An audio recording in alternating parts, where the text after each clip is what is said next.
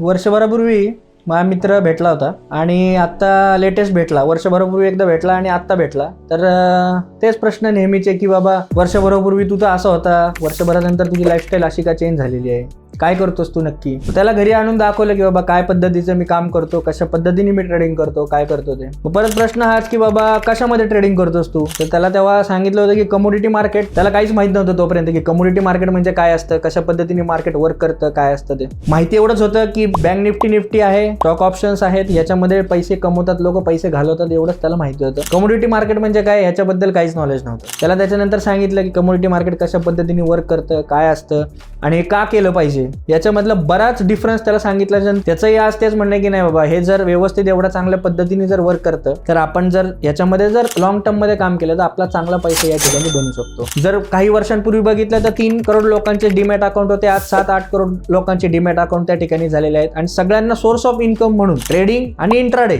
याच्यामध्येच पडायचं आहे. घर बसल्या तुम्ही जर इंस्टाग्रामचे रील बघत असाल, घर बसल्या तुम्हाला त्याच्यामध्ये सोर्स ऑफ इन्कम होतो. 1 करोड 2 करोड या ज्या कन्सेप्ट आहेत लोकांच्या डोक्यामध्ये टाकलेल्या की बँक निफ्टीमध्ये एवढा पैसा कमवला जातो, एवढा हे करायला जातो, सगळे तुम्हाला प्रॉफिटचे स्क्रीनशॉट दिसतील, लॉस मेकिंग स्क्रीनशॉट तुम्हाला त्या ठिकाणी दिसणार नाही. का?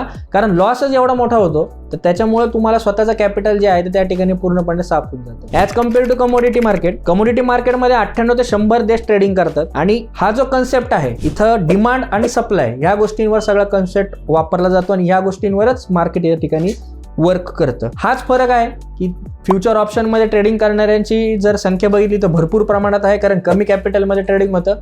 आणि इथं जर बघितलं तर जास्त कॅपिटल लागतं थोडंसं as compare to bank Nifty. पण याच्यामध्ये सेफ कधी तुम्ही ऐकणार नाही की कमोडिटी मार्केटमध्ये मी 1 लॉट घेतला होता आणि माझं पूर्ण कॅपिटल साफ झालं. पण हे तुम्ही नक्की ऐकणार की बँक निफ्टीमध्ये मी 1 लॉट घेतला होता आणि माझं कॅपिटल नक्की साफ होईल. जर तिथे एक्झिक्युशनच झालं नाही स्टॉप लॉसचं तर त्याच्यात तुम्ही आणि मी कोणच काही करू शकत नाही. पण ॲज कम्पेअर टू कमोडिटी मार्केटमध्ये जी मुवमेंट होते ती पैशांमध्ये मुवमेंट होते, काही कमोडिटी असतात त्याच्यामध्ये रुपयामध्ये मुवमेंट होते.